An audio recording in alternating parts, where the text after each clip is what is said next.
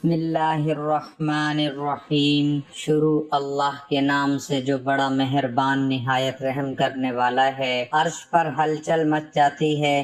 فجر کی نماز کے بعد جو یہ تسبیح پڑھتا ہے، سارا دن جو منہ سے بولتے جاؤ گے وہ ملے گا۔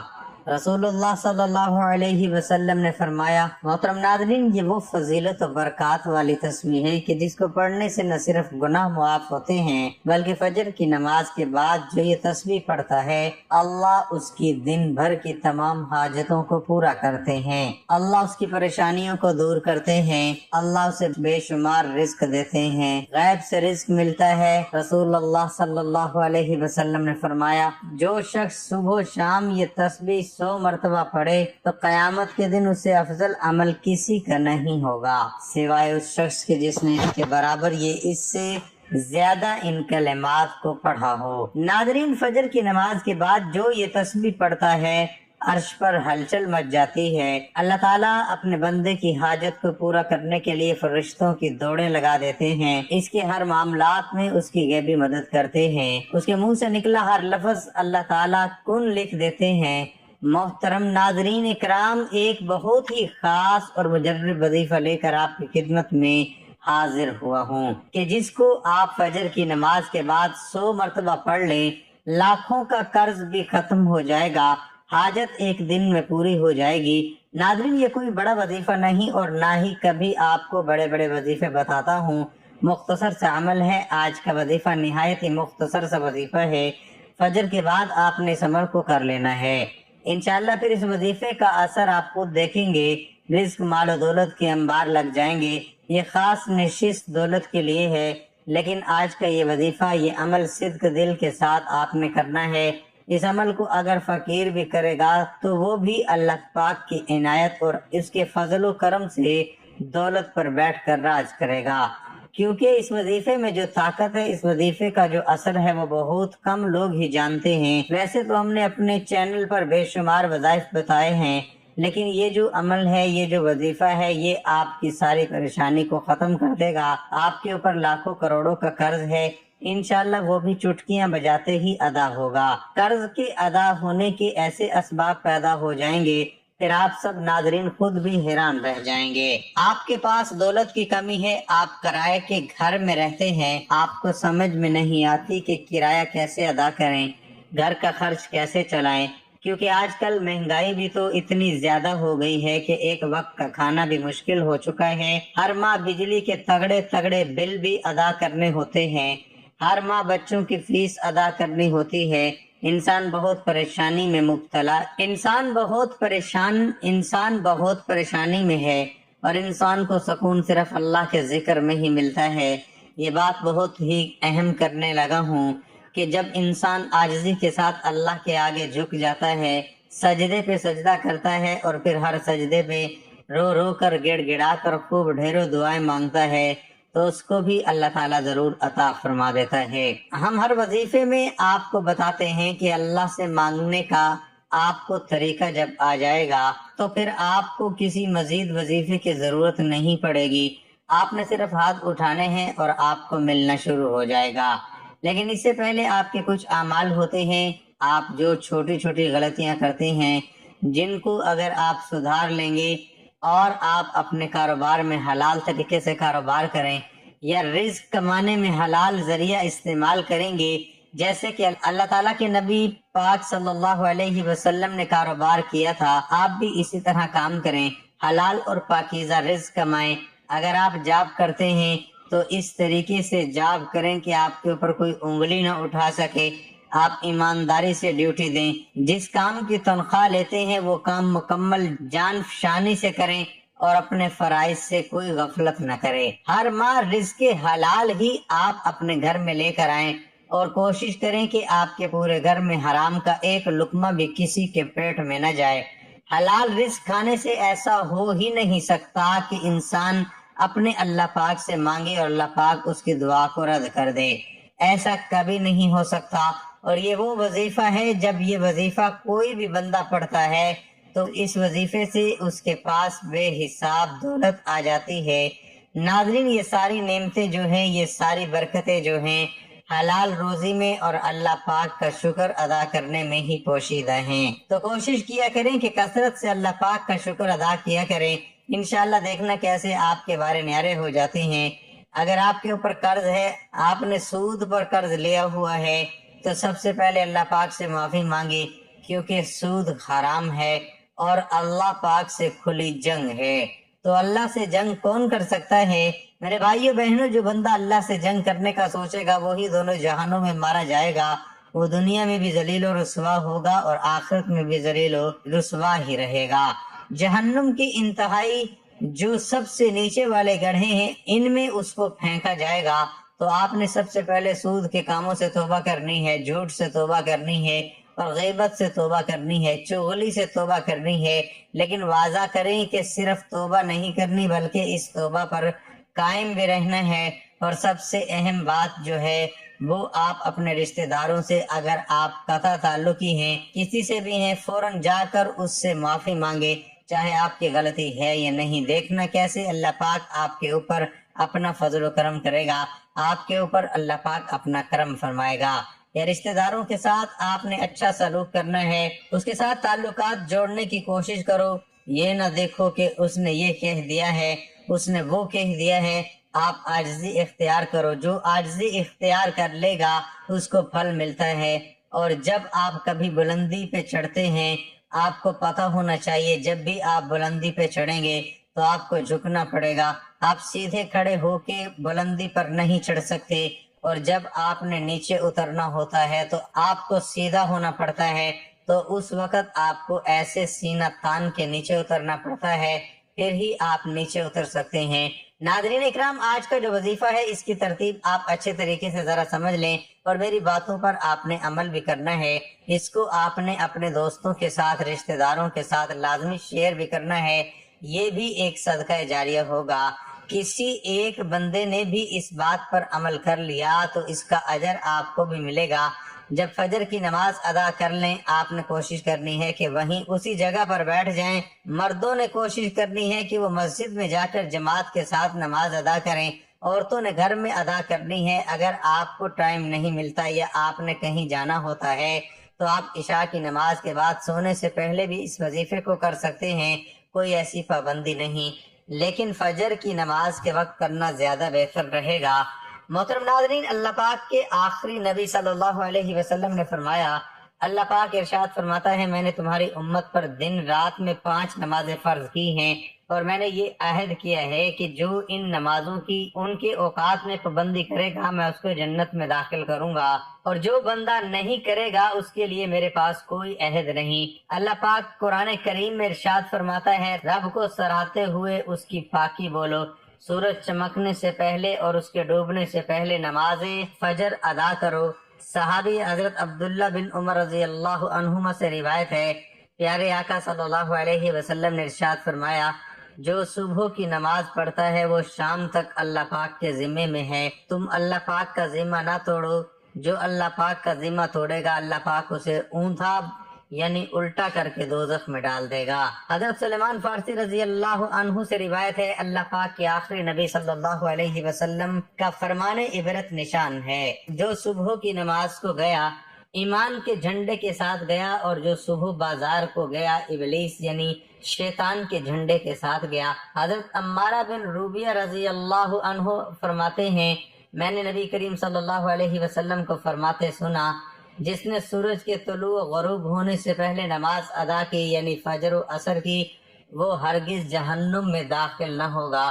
حضرت ابو عبیدہ بن جرح رضی اللہ عنہ بیان کرتے ہیں، رسول اکرم صلی اللہ علیہ وسلم نے ارشاد فرمایا، جمعہ کے دن پڑھی جانے والی نماز با جماعت سے افضل کوئی نماز نہیں ہے۔ میرا گمان یعنی خیال ہے تم میں سے جو اس میں شریک ہوگا اس کے گناہ معاف کر دیے جائیں گے۔ حضرت انس رضی اللہ عنہ سے روایت ہے، سرکار مدینہ صلی اللہ علیہ وسلم نے ارشاد فرمایا، جس نے 40 دن فجر عشاء با جماعت پڑھی اور اس کو اللہ پاک 2 آزادیاں عطا فرمائے گا، ایک نار یعنی آگ سے، دوسری نفاق یعنی منافقت سے۔ نماز جنت کی چابی ہے، اللہ پاک ہمیں وقت پر 5 نمازوں پڑھنے کی توفیق عطا فرمائے، آمین یا الہی فجر میں ہم کو اٹھنے کا شوق دے، سب نمازیں ہم پڑھیں وہ ذوق دے، جو صبح کی نماز سورج نکلنے سے پہلے پڑھ لے یعنی باجماعت نماز ادا کرے، یعنی ایسا بندہ اللہ پاک کے ذمے میں چلا جاتا ہے۔ جو دو نمازیں یعنی فجر اور عصر کی نماز شوق سے پڑھتا ہے، اللہ پاک اس کے لیے باقی نمازیں پڑھنا آسان کر دیتا ہے۔ جب اسے موت آئے گی اللہ پاک اس کے لیے جنت کے 8 دروازے کھول دیتا ہے۔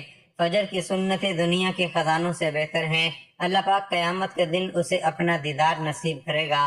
فرمان مبارک ہے، اے میرے صحابہ، منافق بندے پر بوجھل اور سب سے بھاری نماز فجر ہے۔ فجر کی نماز کی فضیلتوں کو مد نظر رکھتے ہوئے گزارش ہے کہ اگر آپ اپنی دنیا و آخرت سنوارنا اور دونوں جہان میں کامیابی حاصل کرنا چاہتے ہیں تو فجر کی نماز کو اپنے اوپر لازم کر لیجئے۔ اللہ پاک ہماری موت اور آخری سانس بھی نماز فجر ادا کرتے ہوئے عطا کرے، آمین۔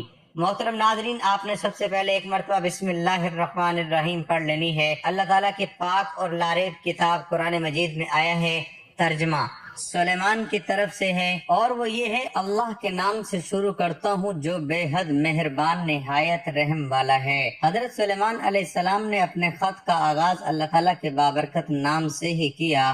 اسی طرح حضرت نوح علیہ السلام کی کشتی کے چلنے کا تذکرہ قرآن مجید میں کیا گیا تو اللہ تعالیٰ نے ارشاد فرمایا، ترجمہ، اور کہا اس میں سوار ہو جاؤ، اس کا چلنا اور تیرنا اللہ کے نام سے ہے، بے شک میرا رب بخشنے والا مہربان ہے۔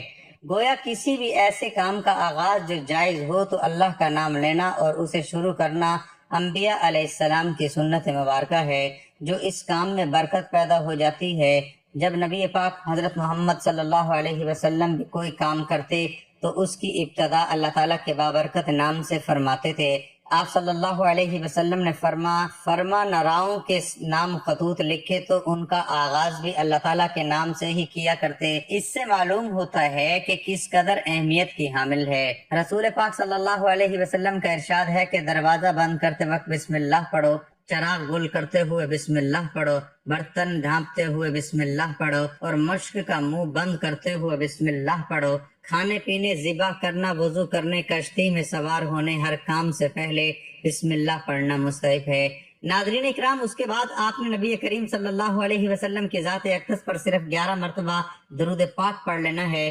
درود پاک بے شک ابراہیمی پڑھ لیں یا کوئی چھوٹے سے چھوٹا درود جیسے کہ صلی اللہ علیہ وسلم پڑھ لیں، لیکن درود ابراہیمی کی فضیلت زیادہ ہے۔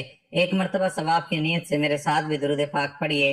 اللہم صلی علی محمد وعلی آل محمد کما صلیت علی ابراہیم وعلی آل ابراہیم انک حمید مجید۔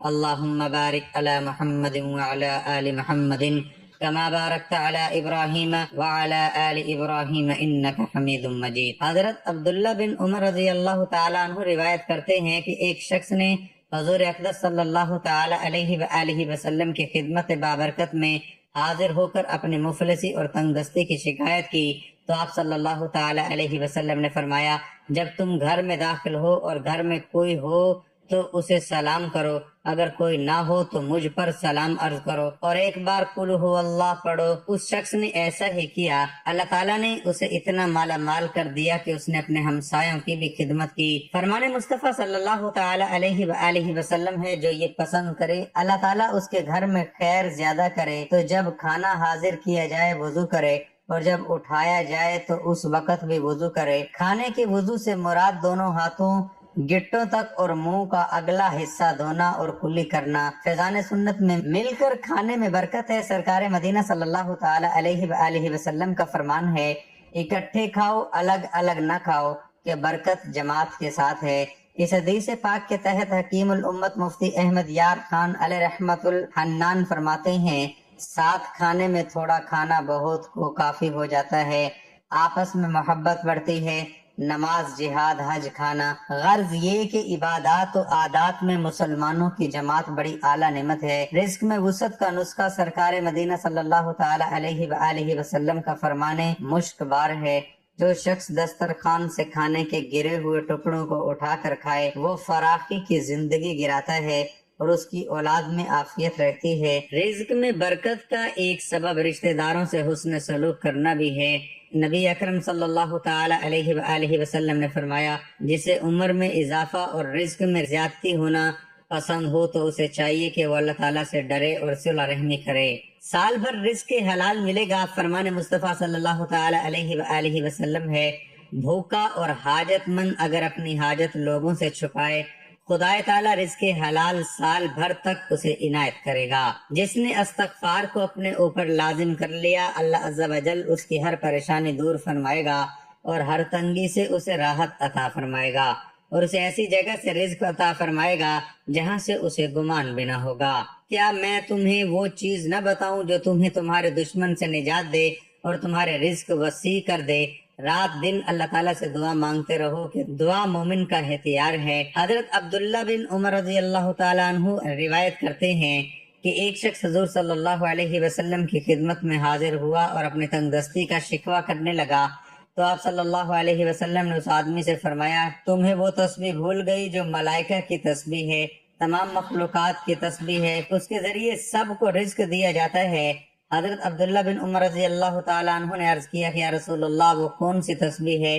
آپ پہلے ٹیک لگا کر تشریف فرما تھے تو آپ سیدھے ہو کر بیٹھ گئے۔ آپ صلی اللہ علیہ وسلم نے فرمایا کہ اے ابن عمر، صبح صادق کے طلوع ہونے کے بعد سے لے کر نماز فجر کے درمیان یہ کلمات سبحان اللہ و بحمدہ سبحان اللہ العظیم استغفر اللہ 100 مرتبہ پڑھ لو تو دنیا تمہارے پاس ناک رگڑتی ہوئی آئے گی، اور اللہ تعالیٰ ہر اس کلمے کے بدلے جو تم کہو گے ایک فرشتہ پیدا فرمائیں گے جو قیامت تک تسبیح بیان کرتا رہے گا، اور اس کا ثواب تمہیں ملے گا۔